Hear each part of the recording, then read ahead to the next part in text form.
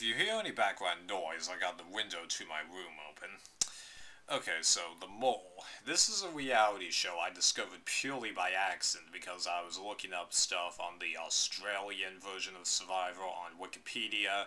Then I read more, and now it's become one of my favorite reality shows of all time. So, this is going to be a multi-part video where I discuss the premise of the show for those of you who don't know about it, and then I'll talk about my feelings on all seasons of the show that I've seen. Like with my endurance videos, I won't mention spoilers, but I will tell you how I felt about how the groups do on a whole and what the tone of each season was sort of like for me. So, you can argue that there are some tiny spoilers. I'll leave it up to you. So the premise of the show is that a group of people, usually 10 or 12, is flown or driven to a remote location where the host tells them why they're there and then gives them an assignment to do. The assignment is worth an amount of money, always going up to several $1,000s. The players then all attempt to do the assignments and then can either earn that amount of money, part of the amount of money, or sometimes even lose some money. All the money that they earn goes into this group pot that is awarded to the winner of the show, but only the winner. However, known to the contestants, but revealed to them at the beginning of the show, one of them is secretly trying to sabotage the assignments. This person is called the Mole.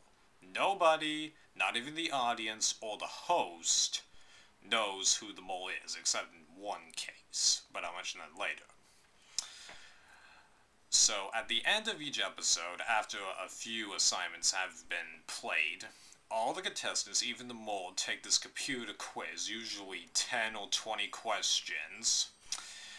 The player who scores the lowest on the quiz, or takes longer on the quiz if there's a tie in scores, gets eliminated from the show. All the questions are about what the Mole has been doing, like who is the Mole, is the Mole male or female, where was the Mole standing from the host's perspective, what color shirt was the Mole wearing, what group was the Mole in this assignment. You guys should get the idea. This format continues until there's only 3 people remaining.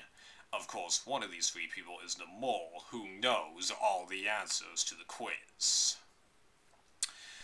Once there's 3 people, they do the normal assignments in the episode. However, once they sit down to take the quiz is longer and goes through events from the entire course of the game.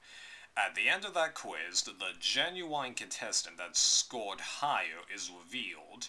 That person is called the winner of the show and earns all the money that was in the group pot. This person then goes to where one of his or her fellow contestants is and unmasks that person as the Mole. Because this person scored higher on the quiz, obviously this person knows who the Mole is. So then the Mole is revealed, and then they show us bits of what he or she did to sabotage the assignments. The other genuine contestant leaves with nothing. Watch the show and you'll get a little more interested in the premise than what I explained. Because trust me, it's more interesting than I'll make it sound. Only other thing worth noting is that during the course of the game, players can earn exemptions or free passes through an episode of the show. These are offered at various times during the show, all the way up to the top 4. And yes, the Mole can win these exemptions or free passes, as no one knows who the Mole is. Okay, so that's it for the premise. Join me for my thoughts on Seasons of the Mole in the next part.